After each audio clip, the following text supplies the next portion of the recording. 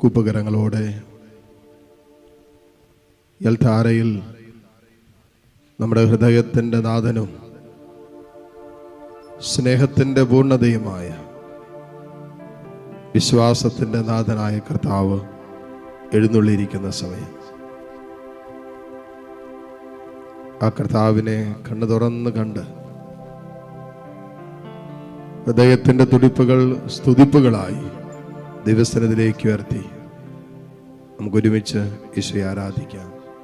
പരിശുദ്ധ പരമ ദിവ്യകാരുണ്യ നാഥനായ ഈശോയ്ക്ക് എന്നേരവും ആരാധനയും സ്തുതിയും പുകഴ്ചയും ഉണ്ടായിരിക്കട്ടെ. കണ്ണു തുറന്ന് ഈ ദിവ്യകാരുണ്യത്തിലേക്ക് നോക്കാം. എൻ്റെ ഹൃദയമിടിപ്പുകൾ കർത്താവിൻ്റെ സ്നേഹത്തിന് വേണ്ടിയാകട്ടെ. നമ്മൾ അറിയുന്ന പോലുമില്ല നമ്മുടെ ഹൃദയമിടിപ്പുകൾ, ശ്രദ്ധിക്കാറ് പോലുമില്ല. പക്ഷേ നമ്മുടെ മൂവ്മെന്റ്, നമ്മുടെ അനുദിന യാത്രകൾ, നമ്മുടെ പെരുമാറ്റ രീതികൾ, നമ്മളായിരിക്കുന്ന കൂടുതൽ സമയം സ്പെൻഡ് ചെയ്യുന്ന ഇടങ്ങൾ, ഇതൊക്കെ ഒന്ന് പരിശോധിച്ചാൽ നമ്മുടെ ഹൃദയം എന്തിനു വേണ്ടിയിട്ടാണ് ഇടിക്കുന്നതെന്ന് മനസ്സിലാക്കാൻ പറ്റും.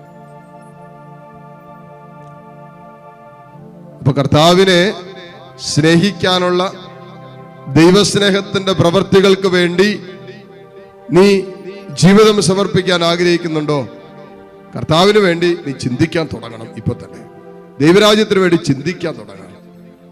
എന്നെക്കൊണ്ട് സുവിശേഷത്തിന് വേണ്ടി, ദൈവരാജ്യത്തിന് വേണ്ടി, ഈശോയ്ക്ക് വേണ്ടി എനിക്കെന്ത് ചെയ്യാൻ പറ്റും? ഈ ചെറിയ ജീവിത കാലഘട്ടത്തിൽ എനിക്കെന്ത് ഈശോയ്ക്ക് വേണ്ടി ചെയ്യാൻ പറ്റുമെന്ന് ചിന്തിക്കണം. അല്ലാതെ നിരന്തരം എനിക്കെന്ത് ഈശോ തരാൻ പറ്റും, എനിക്ക് വേണ്ടി ഈശോ എന്ത് തരാൻ പറ്റും, എനിക്ക് ഈശോയിൽ നിന്ന് എന്ത് കിട്ടും എന്ന് നിരന്തരം ചോദിച്ചുകൊണ്ടിരിക്കുന്നവരായി നമ്മൾ മാറരുത്. കാരണം യേശു തനിക്ക് സ്വന്തമായിട്ടുള്ള തൻ്റെ ജീവൻ തന്നെ പൂർണ്ണതയിൽ നമുക്ക് വേണ്ടി നൽകിക്കഴിഞ്ഞവനാണ്. ഇനി നമ്മൾ ഊറ്റി കുടിക്കാൻ എന്നാ ഉള്ളേ? അവസാനത്തുള്ള രക്തവും നമ്മൾ അവനിൽ നൂറ്റിയെടുത്തില്ലേ? എൻ്റെ ശേഷിക്കുന്ന ജീവിതം എൻ്റെ ഈശോയ്ക്ക് വേണ്ടി എന്തെങ്കിലും ചെയ്യാൻ, അതിനുവേണ്ടി എൻ്റെ ഹൃദയം തുടിക്കാൻ തുടങ്ങിയോ? ലോകത്തിന് വേണ്ടി, ലൗകിക നേട്ടങ്ങൾക്ക് വേണ്ടി, മനുഷ്യൻ തരുന്ന അംഗീകാരത്തിന്, സ്നേഹത്തിന് വേണ്ടി അല്ലേ നമ്മുടെ ഹൃദയം ഇങ്ങനെ തുടിക്കുമ്പോഴും, മക്കളെ, കർത്താവിന് വേണ്ടി ഇനി എന്നാ നമ്മുടെ ഹൃദയം തുടിക്കുന്നേ?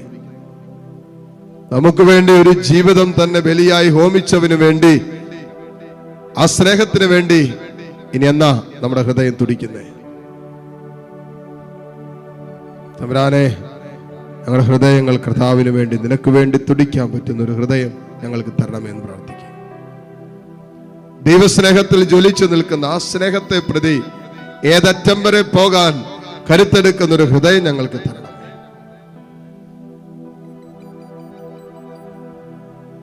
ആ സ്നേഹത്തിന് വേണ്ടി നിരന്തരം സമർപ്പിക്കപ്പെട്ട ഒരു ഹൃദയം ഞങ്ങൾക്ക് തരണമേ. ആ സ്നേഹത്തിൽ നിരന്തരം വിശുദ്ധീകരിക്കപ്പെടുന്ന ഒരു ഹൃദയമുള്ള ഒരു ജീവിതം ഞങ്ങൾക്ക് തരണമേ. ദൈവമേ, ഞങ്ങളുടെ രോഗങ്ങളിലും, ഞങ്ങളുടെ വേദനകളിലും, ഞങ്ങളുടെ സ്വകാര്യ ദുഃഖങ്ങളിലും, ഞങ്ങളുടെ ഒറ്റപ്പെടലുകളിലും, ഞങ്ങളുടെ തിരസ്കരണ അനുഭവങ്ങളിലും, ഞങ്ങളുടെ മുറിവേറ്റ ജീവിതത്തിൻ്റെ അനുഭവങ്ങളിൽ, ഞങ്ങളുടെ ഇന്നലകളുടെ ഓർമ്മകളിൽ ഞങ്ങൾ ഏറ്റെടുക്കേണ്ടി വന്ന കുത്തുവാക്കുകൾ, എല്ലാറ്റിൻ്റെയും നടുവിൽ പിടിച്ചു നിൽക്കാൻ മക്കളെ നമുക്ക് പറ്റണമെങ്കിൽ നമ്മുടെ ഹൃദയം കർത്താവിന് വേണ്ടി തുടിക്കുന്ന ഒരു ഹൃദയമാകണം. മുട്ടുകുത്താൻ സാധിക്കുന്ന എല്ലാ മക്കളെയും നിമിഷം മുട്ടുകുത്തുന്നു.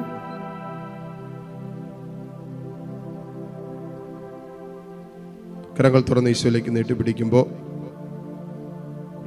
നിങ്ങളുടെ പ്രത്യേക നിയോഗങ്ങളെ കർത്താവിൻ്റെ സന്നിധിയിലേക്ക് ഉയർത്താം. മനസ്സിൽ സൂക്ഷിക്കുന്ന നിയോഗങ്ങൾ, നിങ്ങൾ ഈ ആരാധനയ്ക്ക് വന്നപ്പോൾ നിങ്ങളുടെ മനസ്സിൽ സൂക്ഷിച്ച പ്രാർത്ഥനാ വിഷയങ്ങൾ, അതെല്ലാം ഇപ്പോൾ കർത്താവിൻ്റെ സന്നിധിയിലേക്ക് ഉയർത്തി സ്തുതിച്ച് പ്രാർത്ഥിച്ചുകൊണ്ട് ഈശോയുടെ ആശീർവാദം നമുക്കിപ്പോൾ സ്വീകരിക്കാം. പരിശുദ്ധ പരമമാ